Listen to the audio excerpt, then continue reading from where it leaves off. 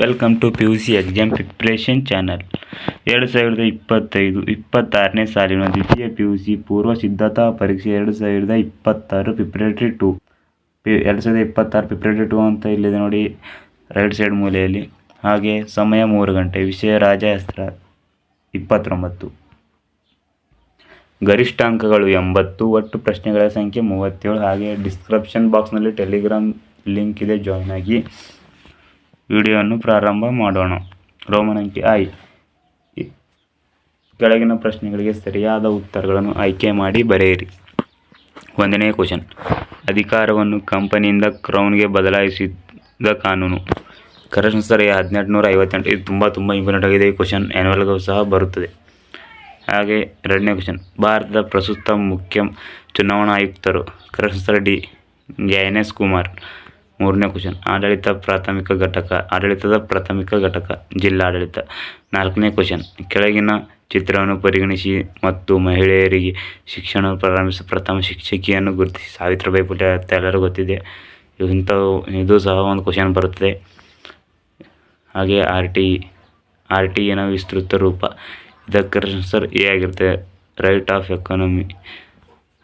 ಹಾಗಾಗಿ B correction sir. ಹಾಗೆ Roman ಅಂಕಿ 2. ಕೆಳಗಿನ ಪ್ರಶ್ನೆಗಳಿಗೆ ಖಾಲಿ ಬಿಟ್ಟ ಸ್ಥಳ ಭರ್ತಿ ಮಾಡಿ. 6ನೇ ಕ್ವಶನ್. ಭಾರತದ ಚುನಾವಣಾ ಆಯೋಗದ ಆಯುಕ್ತರ ಅಧಿಕಾರಾವಧಿ ಡ್ಯಾಶ್. ಇದು 6 ವರ್ಷಗಳು. Correction sir. ಹಾಗೆ 7ನೇ ಕ್ವಶನ್. ಡ್ಯಾಶ್ ರವರು ನರ್ಮದಾ ಬಚಾವೋ ಆಂದೋಲನ ನಾಯಕರಾಗಿದ್ದವರು. ಇದಕ್ಕೆ ಕರೆಕ್ಷನ್ ಸರ್ ಮೇಧಾ ಪಾಟ್ಕರ್. 8ನೇ ಕ್ವಶನ್. ಡ್ಯಾಶ್ ರವರು ಭ್ರಷ್ಟಾಚಾರದ ವಿರುದ್ಧ ಭಾರತ ಆಂದೋಲನವನ್ನು ಮುನ್ನಡೆಸಿದರು. ಅಣ್ಣಾ ಹಜಾರೆ. 9ನೇ ಕ್ವಶನ್. ಡ್ಯಾಶ್ ಎಂಬುದು ಅಫ್ಘಾನಿಸ್ತಾನದಲ್ಲಿರುವ ಒಂದು ಪ್ರಮುಖ ಭಯೋತ್ಪಾದನಾ ಸಂಘಟನೆಯಾಗಿದೆ. ಇದಕ್ಕೆ ಕರೆಕ್ಷನ್ ಸರ್ ತಾಲಿಬಾನ್. ಹಾಗೆ 10ನೇ ಕ್ವಶನ್. ಭದ್ರತಾ ಮಂಡಳಿಯ ಕಾಯಂ ಸದಸ್ಯರ ಸಂಖ್ಯೆ. ಇದಕ್ಕೆ ಕರೆಕ್ಷನ್ ಸರ್ 5. ಹಾಗೆ ರೋಮನ್ ಅಂಕಿ 3 ಹೊಂದಿಸಿ ಬರೆಯಿರಿ. 11ನೇ ಕ್ವಶನ್. ಎ. ವಿದರ್ ಪುನಃ ವಿವಾಹ ಕಾಯ್ದೆಗೆ correction sir 1856. B. League of ನೇಷನ್ಗೆ ಕರೆಕ್ಷನ್ ಸರ್ 1920. ಸಿ. ಡಿ. ರಿಪಬ್ಲಿಕ್ಗೆ ಕರೆಕ್ಷನ್ ಸರ್ ಚೀನ್ ಬೋರ್ಡಿನ್. ಹಾಗೆ ಡಿ. ಸಮಗ್ರ ಅಣ್ವಸ್ತ್ರ ಪ್ರಸರಣ ನಿಷೇಧ ಒಪ್ಪಂದ. ಇದಕ್ಕೆ correction 1945. E. Liberation tigers of Tamil Eelam. ಇದಕ್ಕೆ ಕರೆಕ್ಷನ್ ಸರ್ ಐ. LTTE. ರೋಮನ್ ಅಂಕಿ 4. ಕೆಳಗಿನ ಪ್ರಶ್ನೆಗಳಿಗೆ ಒಂದೊಂದು ವಾಕ್ಯದಲ್ಲಿ ಉತ್ತರಿಸಿ. 12ನೇ ಕ್ವಶನ್. ಯಾವ ಸಭೆಯು ಮಧ್ಯಂತರ ಸರ್ಕಾರವನ್ನು ರಚಿಸಿತು. 13ನೇ ಕ್ವಶನ್. ಪಂಚಮರು ಅಂದರೆ ಯಾರು. 14ನೇ ಕ್ವಶನ್. ಸಾಲುಮರದ ತಿಮ್ಮಕ್ಕ ಯಾವ ಜಿಲ್ಲೆಗೆ ಸೇರಿದವರು. 15ನೇ ಕ್ವಶನ್.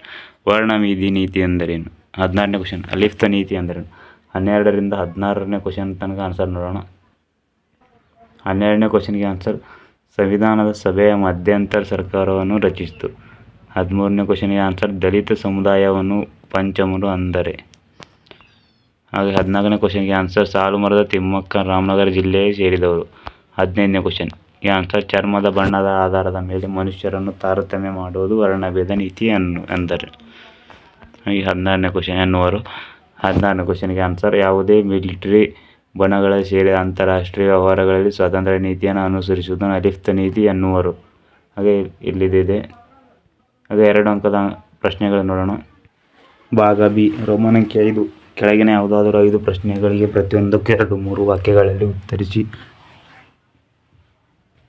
17ನೇ ಕ್ವಶನ್. ಉಪಚುನಾವಣೆ ಎಂದರೇನು. 18ನೇ ಕ್ವಶನ್. ಕೇಂದ್ರ ಲೋಕಸೇವಾ ಆಯೋಗದ ಸದಸ್ಯರಿಗಿರುವ ಅರ್ಹತೆಗಳ್ಯಾವು. 19ನೇ ಕ್ವಶನ್. ಆಡಳಿತದಲ್ಲಿ ಅನಾಮಧೇಯತೆ ಎಂದರೇನು. 20ನೇ ಕ್ವಶನ್. ಅಂಬೇಡ್ಕರ್ ಅವರು 3 ಜನಪ್ರಿಯ ವಾಣಿಗಳು ಯಾವುವು. 21ನೇ ಕ್ವಶನ್. ನೆರೆಹೊರೆ ಶಾಂತಿ ಸಮಿತಿಗಳು ಎಂದರೇನು. 22ನೇ ಕ್ವಶನ್. ಖಾಸಗೀಕರಣವು ಎಲ್ಲಿ ಮತ್ತು ಯಾವಾಗ ಪ್ರಾರಂಭವಾಯಿತು. 23ನೇ ಕ್ವಶನ್. ಕೆಳಗಿನ ಚಿತ್ರವನ್ನು ನೋಡಿ ಮತ್ತು ಉದಾಹರಣೆಯೊಂದಿಗೆ ಅದರ ಅರ್ಥವನ್ನು ಬರೆಯಿರಿ. 24ನೇ ಕ್ವಶನ್. ಭಾರತ ವಿದೇಶಾಂಗ ನೀತಿಗೆ ಕೊಡುಗೆಯನ್ನು ನೀಡಿದ 2 ನಾಯಕರನ್ನು ಹೆಸರಿಸಿ. ಭಾಗ ಸಿ. ರೋಮನ್ ಅಂಕಿ 6. ಕೆಳಗಿನ ಯಾವುದಾದರೂ 6 ಪ್ರಶ್ನೆಗಳಿಗೆ ಪ್ರತಿಯೊಂದಕ್ಕೂ 15ರಿಂದ 20 ವಾಕ್ಯಗಳಲ್ಲಿ ಉತ್ತರಿಸಿ. 25ನೇ ಕ್ವಶನ್. ಪ್ರಥಮ ಲೋಕಸಭಾ ಚುನಾವಣೆ ಕುರಿತು ಟಿಪ್ಪಣಿ ಬರೆಯಿರಿ. ಹಾಗೆ 26ನೇ ಕ್ವಶನ್. ಕೆಳಗಿನ ಚಿತ್ರವನ್ನು ವೀಕ್ಷಿಸಿ ಮತ್ತು ಭಾರತದ ರಾಜ್ಯಗಳ ಮತ್ತು ಕೇಂದ್ರಾಡಳಿತ ಪ್ರದೇಶಗಳನ್ನು ಪಟ್ಟಿ ಮಾಡಿ. 27ನೇ ಕ್ವಶನ್. ಮುಖ್ಯ ಕಾರ್ಯದರ್ಶಿಯ ಕಾರ್ಯಗಳನ್ನು ವಿವರಿಸಿ. 28ನೇ ಕ್ವಶನ್. ಹಿಂದುಳಿದ ವರ್ಗಗಳ ಚಳುವಳಿಯ ಕಾರಣಗಳಾವು. 29ನೇ ಕ್ವಶನ್. ರಾಷ್ಟ್ರ ನಿರ್ಮಾಣಕ್ಕೆ ಎದುರಾಗುವ ಅಡಚಣೆಗಳನ್ನು ವಿಮರ್ಶಾತ್ಮಕವಾಗಿ ವಿವರಿಸಿ. 30ನೇ ಕ್ವಶನ್, ಸಂವಿಧಾನದಲ್ಲಿರುವ ವಿವಿಧ ರೀತಿಯ ತುರ್ತು ಪರಿಸ್ಥಿತಿಗೆ ಸಂಬಂಧಿಸಿದ ವಿಧಿಗಳನ್ನು ವಿವರಿಸಿ. 31ನೇ ಕ್ವಶನ್, ಭಯೋತ್ಪಾದನೆಯ ವಿರುದ್ಧ ಯುವಜನತೆಯ ಪಾತ್ರವನ್ನು ವಿವರಿಸಿ. 32ನೇ ಕ್ವಶನ್, ವಿಶ್ವಸಂಸ್ಥೆಯ ಆರ್ಥಿಕ ಮತ್ತು ಸಾಮಾಜಿಕ ಮಂಡಳಿಯ ಪಾತ್ರವನ್ನು ವಿವರಿಸಿ.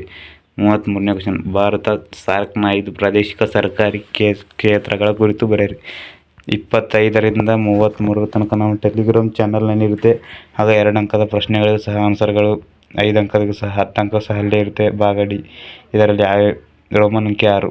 ಇದರಲ್ಲಿ ಬರುವ ಇಂಪಾರ್ಟೆಂಟ್ ಕ್ವಶನ್ಗಳು ನೋಡೋಣ. ಇದರಲ್ಲಿ ಭಾರತದಲ್ಲಿ ಪಕ್ಷ ಪದ್ಧತಿಯ ಸ್ವರೂಪವನ್ನು ವಿವರಿಸಿ. ಇದು ಸಹ ಇಂಪಾರ್ಟೆಂಟ್ ಆಗಿದೆ. 35ನೇ ಕ್ವಶನ್ ಸಹ ಹಾಗೆ. 36ನೇ ಕ್ವಶನ್, ಉದಾರೀಕರಣ ಅರ್ಥ, ಮಹತ್ವ ಮತ್ತು ರಾಜಕೀಯ ಪರಿಣಾಮಗಳನ್ನು ವಿವರಿಸಿ.